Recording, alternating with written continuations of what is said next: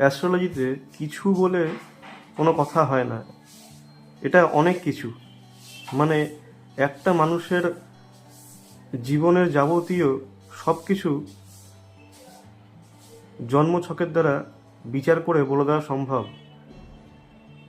যেরকম আপনার জন্মের তারিখ, জন্মের সময় এবং জন্মের স্থান, এই কটা জিনিস লাগে একটা হরোস্কোপ তৈরি করতে। অনেকে আছে যাদের হয়তো সঠিক জন্মের তারিখ বা সময় জানা থাকে না, সেই ক্ষেত্রে হোরারি করে টাইম ক্যালকুলেশন করলে তাদেরও জন্মের সময় ধরে সমস্ত কিছু মিলিয়ে দেওয়া সম্ভব। এবং শুধুমাত্র তাই নয়, সমস্যা বর্তমানে যেগুলো হচ্ছে এবং সেখান থেকে প্রতিকার বা বেরিয়ে আসার জন্য যেগুলো করতে হবে সেগুলোও কিন্তু বলে দেওয়া পসিবল।